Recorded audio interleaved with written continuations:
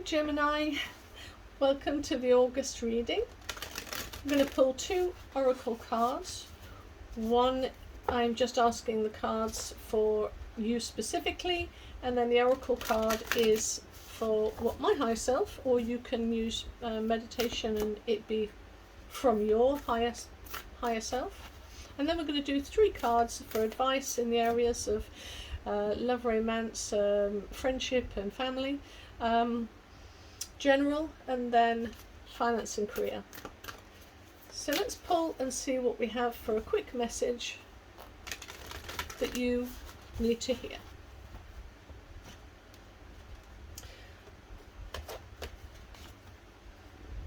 Okay, trust your path. We had that with another reading. Can't remember which one it was now. You're being supported, just trust the plan and trust the pathway that you are on.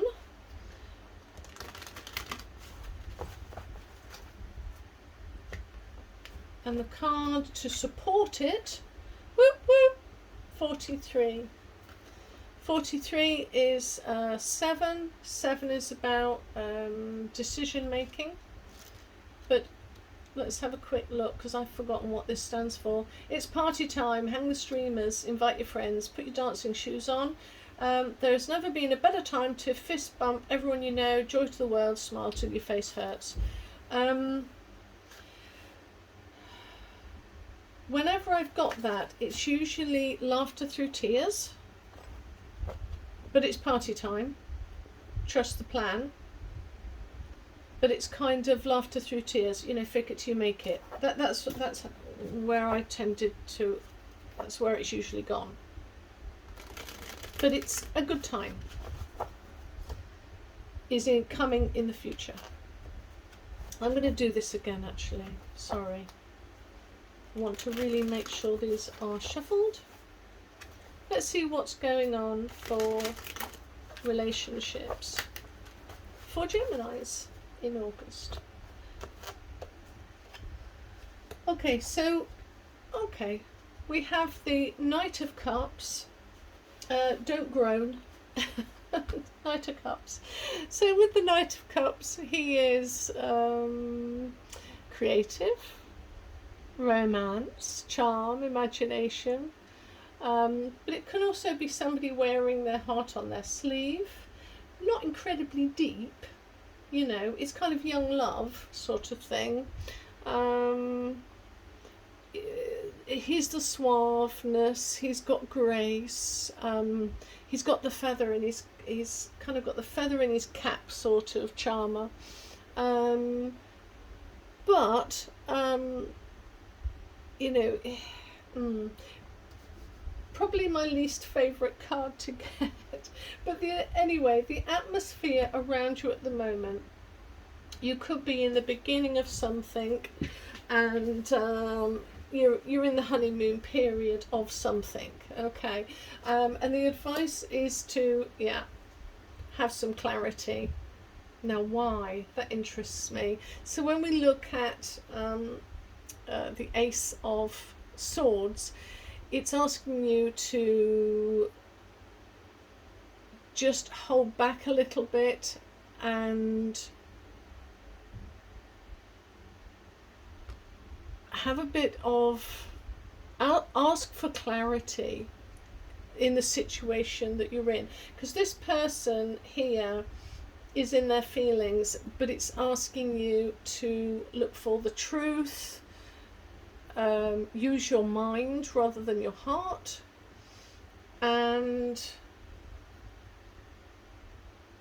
some people class the Ace of Swords as being it's coming in, and that could be, but this is an advice card. It's asking you to use the sword part of you, which is, you know, what is your guiding ideal? You know, what's your prime motive here? What are you actually after? In order for you to have victory or hope, you have to understand that the battle is in the mind. So it's asking you to use your mind, use your intellect to find the truth. So in general, yeah, we've got it again, and it's giving you practicality again. So here in general we have the Page of Cups, of imagination. He is somebody who is open and imaginative. He's inspired, curious, optimistic. But the advice card is the 7, which is be reflective, assess, about making decisions, taking back control. So wherever you are, you're in your head, or rather in your heart, you're feeling it, but it's asking you to be practical in both places. So let's look at career and finance then. Wow. Okay, so we have the Strength card, and I view the Strength card as 11. I don't view it as 8. This is spiritual master level, so it is sort of idealism. She's balanced, open-minded. She's got psychic abilities. This is learning to have self-control over emotions, and being open-minded as well. Having that open mind. And if anything, that's what sticks to me. So the advice card then in that situation, this is where you are, which is a great place to be. But it's asking you to be a 7. So again, you've got 7. So 7 with the energy of the wands is slightly different than the 7 here. I can see here that it's asking you to, it's great. The advice cards are all very, very grounding. It's asking you to be grounded. And with the 7 of Wands, it's more about having the higher ground.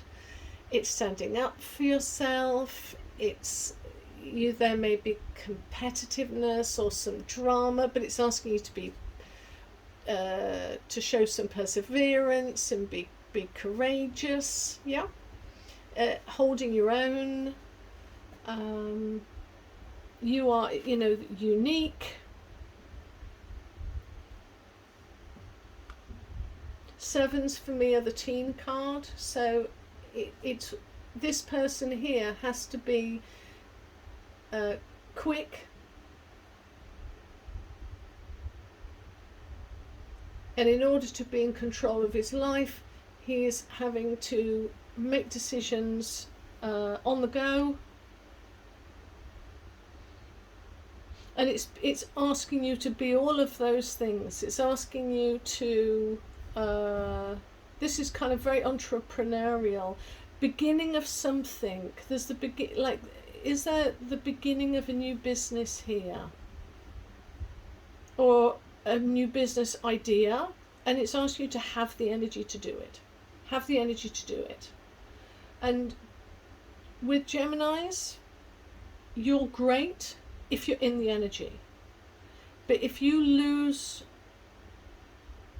the will to do something, it goes downhill quite quickly. So they were good cards.